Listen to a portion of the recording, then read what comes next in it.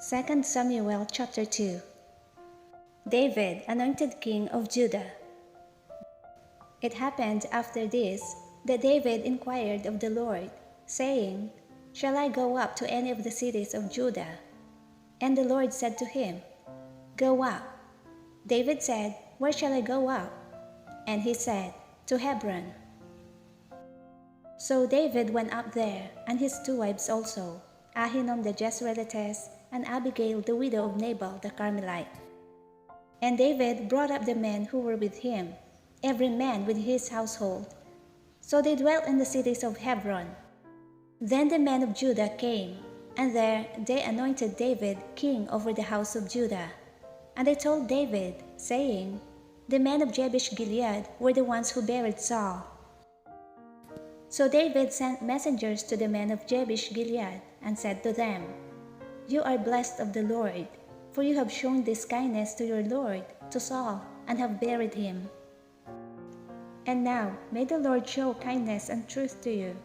I also will repay you this kindness, because you have done this thing. Now therefore, let your hands be strengthened, and be valiant, for your master Saul is dead, and also the house of Judah has anointed me king over them." Ishbosheth made king of Israel. But Abner the son of Ner, commander of Saul's army, took Ishbosheth the son of Saul and brought him over to Mahanaim.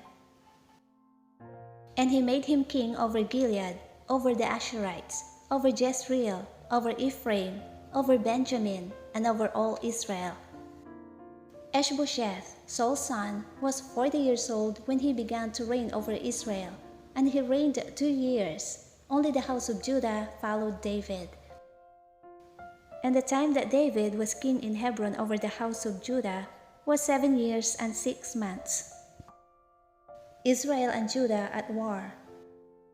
Now Abner the son of Ner, and the servants of Ishbosheth the son of Saul, went out from Mahanaim to Gibeon. And Joab the son of Zeruiah, and the servants of David, went out and met them by the pool of Gibeon. So they sat down, one on one side of the pool, and the other on the other side of the pool.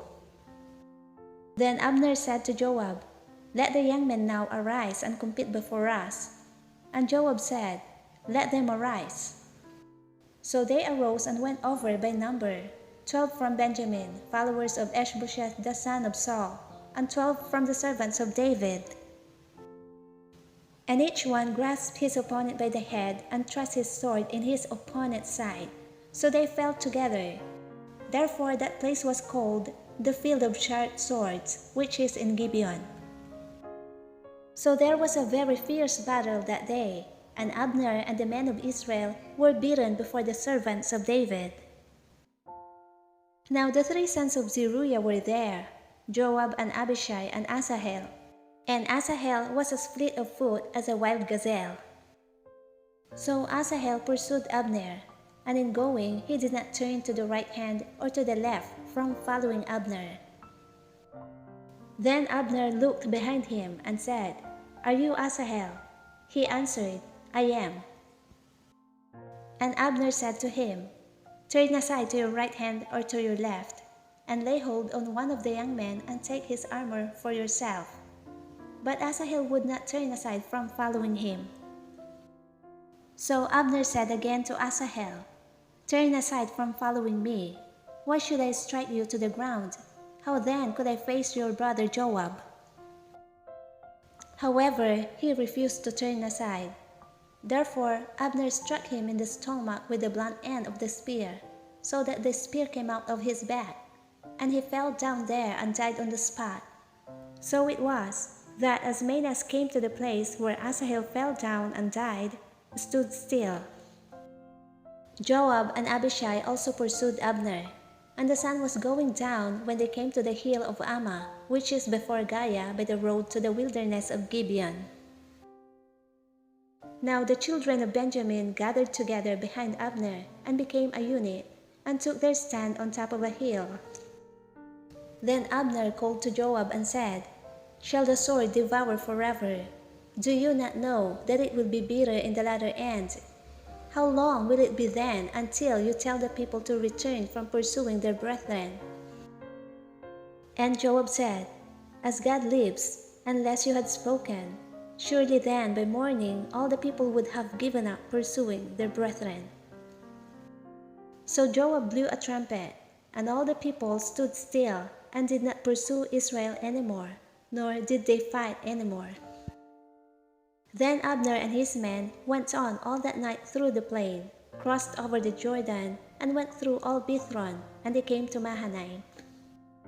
So Joab returned from pursuing Abner, and when he had gathered all the people together, there were missing of David's servants 19 men and Asahel. But the servants of David had struck down of Benjamin and Abner's men 360 men who died. Then they took up Asahel and buried him in his father's tomb, which was in Bethlehem. And Joab and his men went all night, and they came to Hebron at daybreak.